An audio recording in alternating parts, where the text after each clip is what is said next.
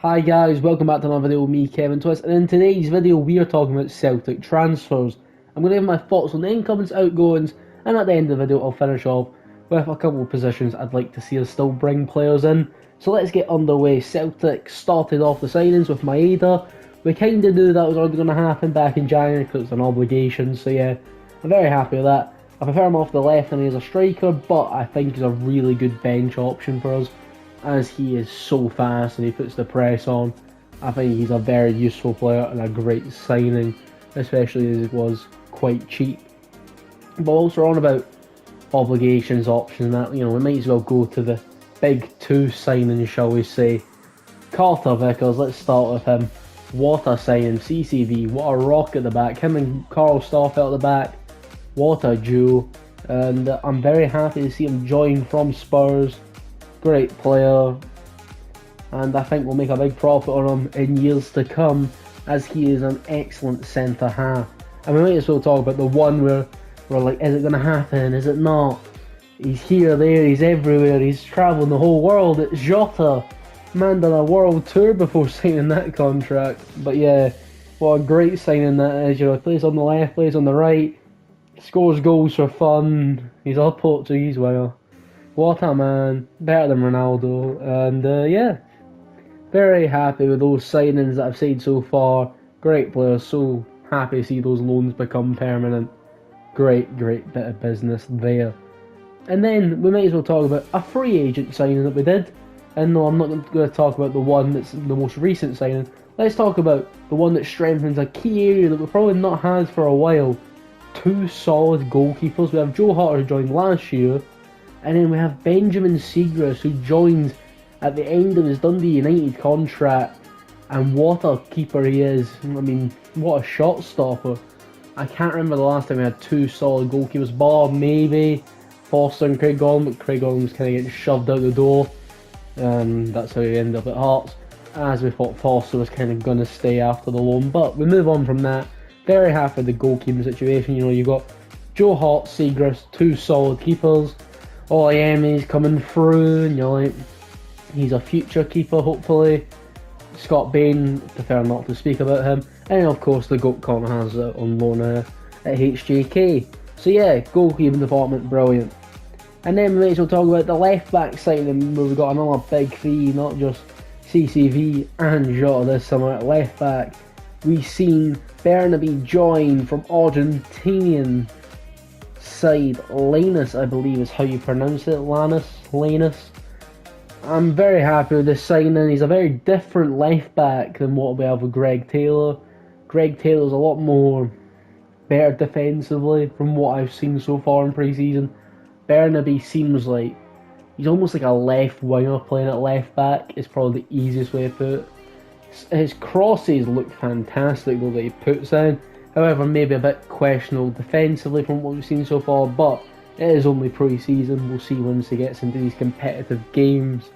Hopefully, he proves to be a great signing for the Hoops. But yeah, I'd probably still start with Taylor though, if that's anything you're interested in. But Celtic have also strengthened in the midfield with a free agent, the one you were probably thinking about when I was on about Seagrass before, Aaron Mooy, the Australian international, the former Brighton midfielder. He also played at Huddersfield and most recently in China. I'm very happy with the signing, as it is a free, and Andrew already knows how he plays. He can play in that box-to-box or holding midfielder position, which he has done for Australia. Is it the holding midfielder I'd want? Not really. I was kind of wanting a player similar kind of standard to the Souza that we were linked with before. However, it's not a terrible signing. The boy is, he's really talented, so I really can't complain. And then Celtic followed up the Mooy announcement with the signing of a loan deal of Jens. He joins from League Unside Lorient. The German centre-back joins on a loan with the option to buy. And I think he looks like a good addition to the side. He really adds the depth that I think Ange wants in that centre-back area. You got him, Starfelt, CCV, Julian if he stays, Welsh. It is like a really good situation we've got going on. Now let's talk about the outgoings of the club.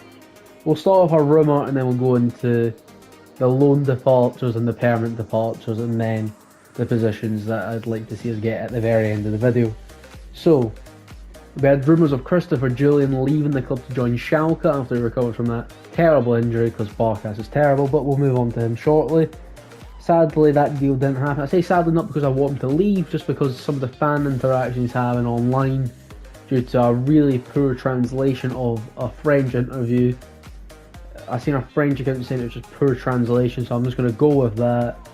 It might be that he meant it the way that it came across, but I still personally like him. He's been a brilliant centre-back for us when he's fully fit.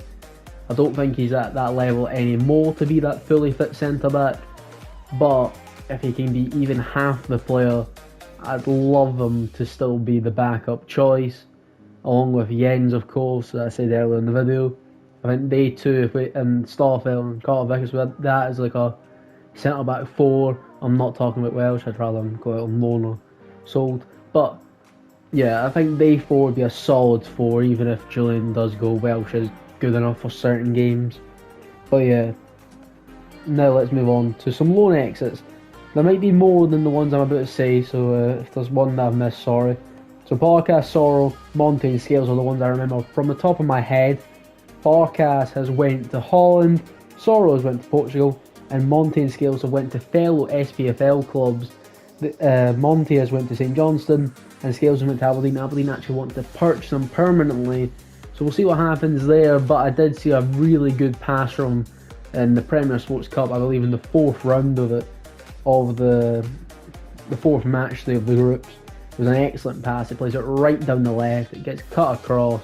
It's a brilliant pass from the centre-back position where he hasn't actually had the chance for Celtic, weirdly. Also on the topic of loans, I'd love to see Celtic B player Law go out on loan. Bosun Law, I think he's too good for the B team level. I think a loan to even a Scottish Championship club or a Premiership club, or even England or elsewhere, just like to a decent level, I think it would help him more than being in that league. However, I do think the Celtic B is a great thing. I think the 5th tier is good for developing players to play in that style, but I feel like Law is at such a level that we kind of knew when we signed him from Watford's academy. He's at such a level where I think he needs a better league to develop in, and then he can get into that Celtic side probably a bit easier at centre-back or in that defensive midfielder role. But yeah, now let's talk about some permanent exits. As you've seen in the thumbnail, sadly the man himself, Bolly Bongoli, has left the club. It's terrible news, devastated, you know. He should be having a statue outside, no, but not in the joking way, but Bolingoli has left the club. It's kind of been coming, if we're being serious.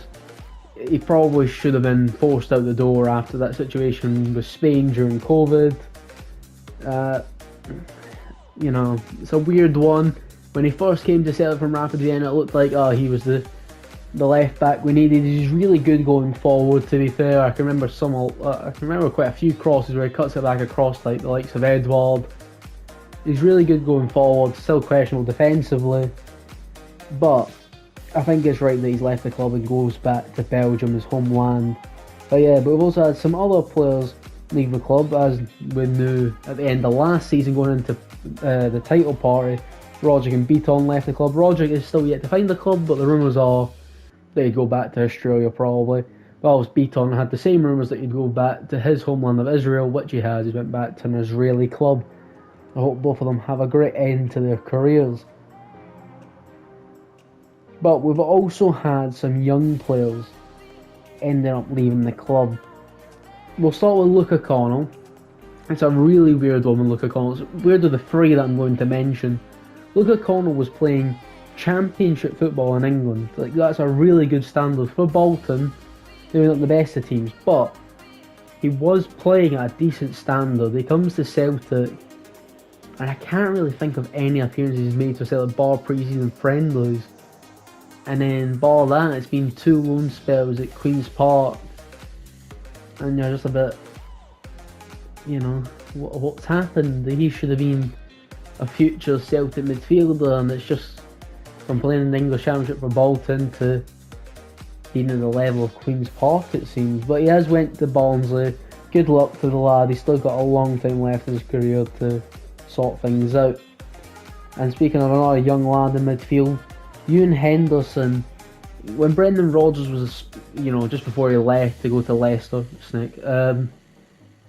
we had Ewan Henderson getting quite a bit of game time before he left, from what I remember. And then Lennon kind of stripped that away. We also had David Turnbull join the club, but probably didn't help him in that role that he plays. However, the last 6 months of his contract, he was loaned out to Hibs till the end of it. He has now joined Hibs on a permanent. Great signing for Hibs. Hope he does really well, but it's a bit sad how it never worked out, because they too, I've mentioned, were seen as maybe future Celtic midfielders to be the likes of Cal McGregor, and that to inspire towards. And then the most notable exit of the younger kind of players, like when we're on about, one that you'd maybe know even if you don't pay attention to Celtic or Scottish football in general. Wonder kid Karamoko Dembele leaves the club on a free to join Brest over in Ligue 1. Really weird one, seen as like one of the best wonder kids in Europe to never really making it at Celtic. Barely any appearances. He's been really unlucky though with injuries and not really been given the chance where he maybe should have. It's quite sad. Ange didn't really have much of like a chance with him, because Ange started giving him a bit of game time in pre-season friendlies, and he got a terrible injury against Bristol City, and then by the time he came back it's near the end of the season where we're in like the business end of the season, so he's playing B team football, and then it kind of just came to an end. It's been really unlucky. I hope he does really well over in France. I've seen he scored a goal, I believe the winner potentially, for Brest in a friendly. Hope he does really well over there. It's just been a bit sad that it didn't work out at Celtic. But now that's us done with the incomings and the outgoings. Let's talk about some positions I'd like to see Celtic still do this window. I'm going to start with the one that probably everyone wants, the defensive midfielder. We missed out on Sousa. We ended up getting Mooy, who can apparently play there for Australia. I've not seen that. What I remember from his Huddersfield and Brighton days was he's quite box to box. But I still like us to go get a quality first team midfielder that can play in that defensive role. If possible, someone of the likes of Sousa, like someone on that level. I believe Sousa's went to Spain from what I remember reading. If we can get that, I'd be really over the moon with that. And then also I'd like a right winger to push Abada, because sadly Forrest has no longer got the level as what we see Forrest as. He's not been at that level for a couple of years, if we're being honest. But when he is on, when it's his day, he is an excellent player, but it's not really been his day for a bit. So I think I'd like to see Celtic and our right winger to push Abada, because Abada is a brilliant under 21 talent. 19 turned 20, his first season out with Israel, and he's had such a fantastic season. And we can't play him too much because he's so young. You don't want to risk injuries and overplaying him. So if we can get another right winger to really push him develop, I think it's great for Abada, great for whoever comes in, great for Celtic. It's just great for all parties. So yeah, if we can get the two positions, I'd be over the moon. Probably best window in ages if we have that. But yeah, have you guys got any other positions you'd like to see Celtic sign, or even what you'd like to see your club sign? And any video suggestions, please comment them below, or you can send them to me on Instagram or Twitter at KevinTwist67. If there's any other ways you'd like to try and find me or interact with me, then the links in the description. I'll see you guys next time. Goodbye.